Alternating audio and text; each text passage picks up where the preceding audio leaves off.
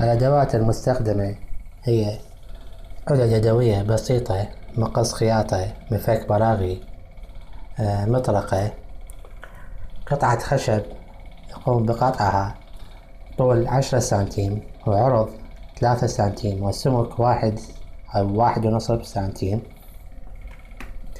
مسطرة دوائر، مسطرة عادية،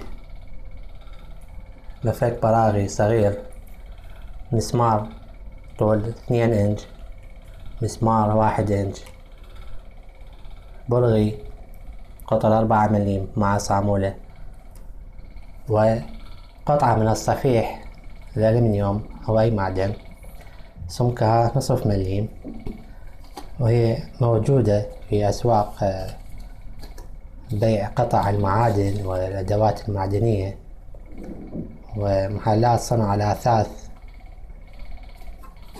إلى آخره. وعلبة مشروبات غازية حجم 330 مليلتر. ما سوف نبدأ بعمله الآن هو صناعة التوربين للمحرك. نختار قطر التوربين لكي يكون 35 مليمتر، نقوم باستخدام المسمار برسم دائرة على المعدن بقطر 35 ملم.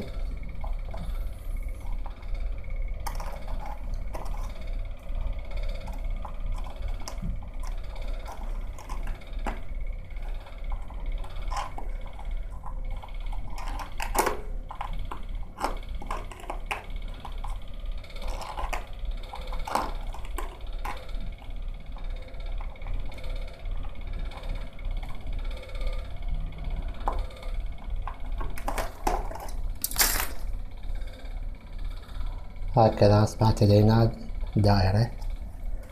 نقوم بتحديد مركز الدائرة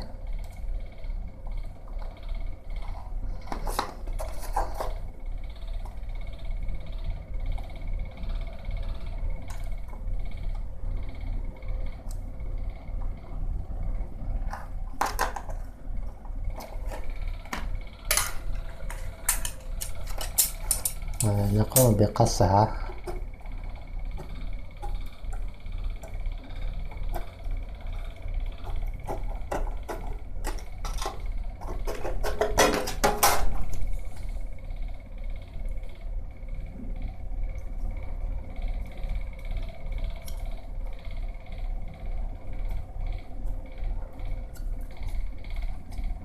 من الضروري البقاء على الخط المرسوم أثناء القص.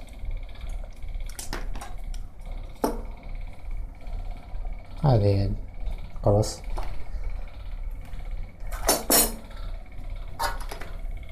نقوم بعمل قرص آخر.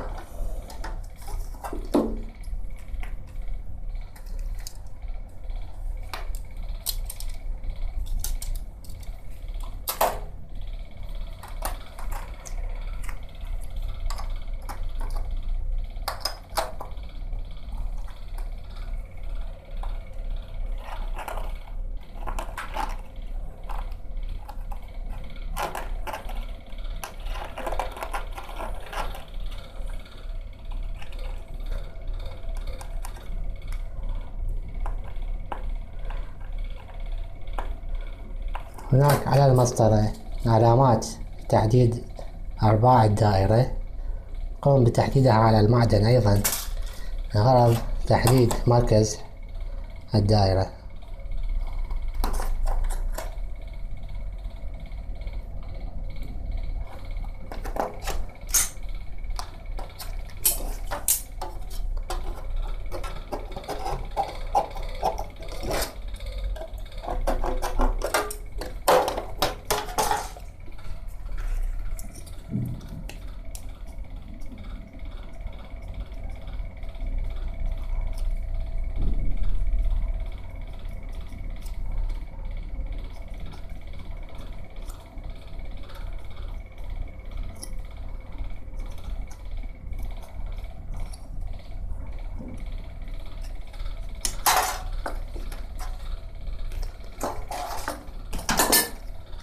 كذا نكون حصلنا على هذين القرصين. نزيل اللاصق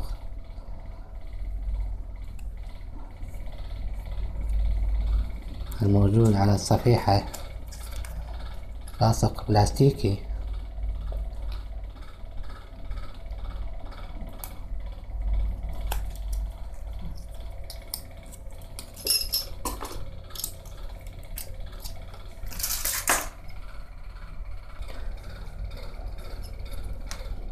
نجيب قطعة الخشب ونقوم بعمل ثقب بمسمار 2 إنش في مركز الدائرة لعمل المحور.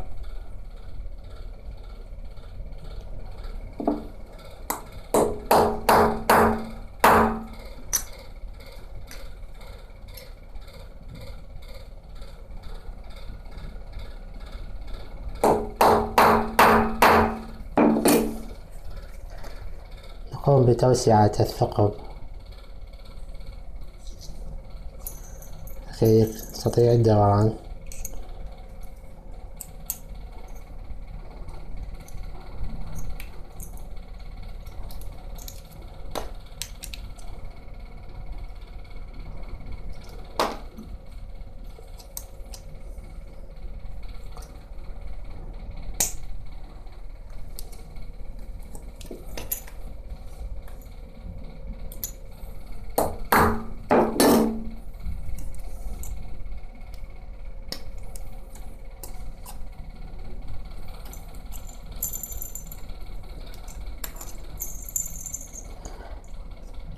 هذا هو التوربين، وسنعمل الصفائح أو ريش التوربين.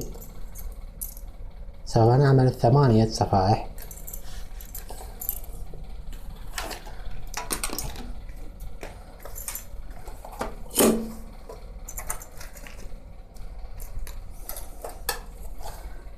نعود للرسم على الصفيحة.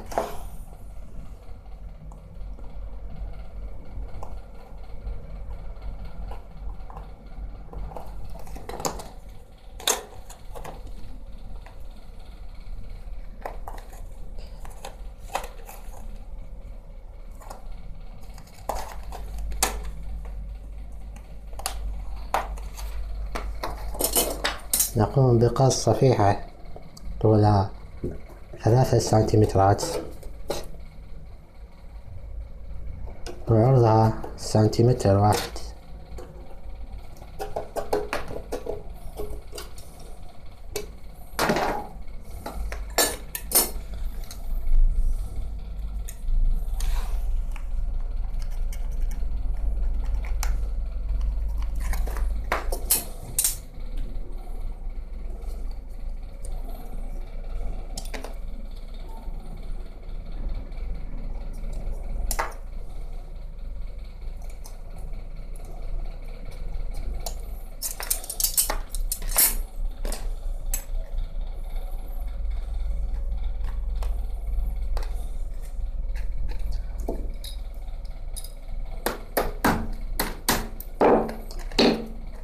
هذه سوف تمثل ريشة التوربين.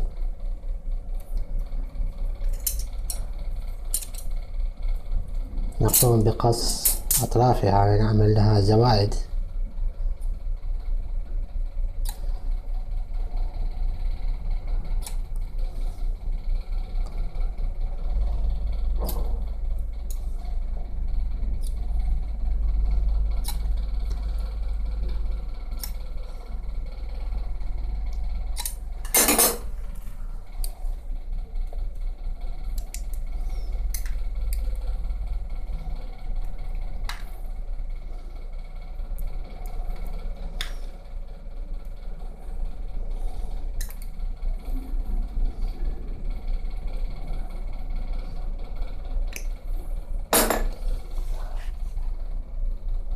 هذه ريشة التوربين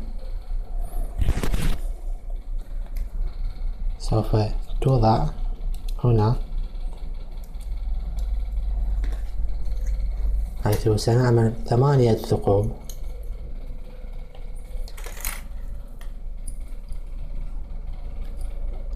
على كل قرص.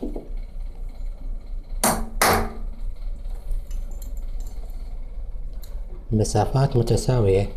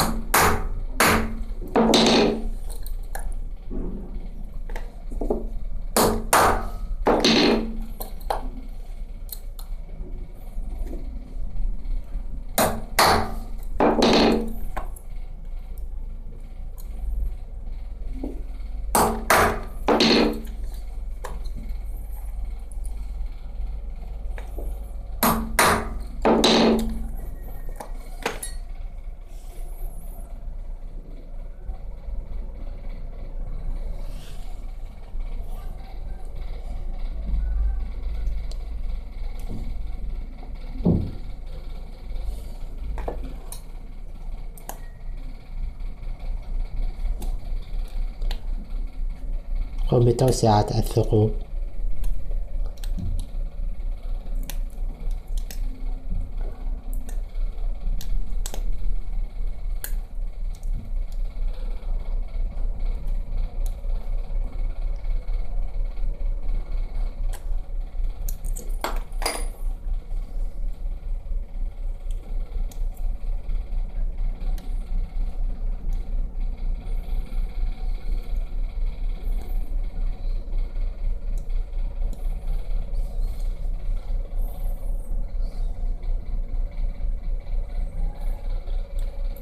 أيضا في القرص الثاني نعمل 8 ثقوب.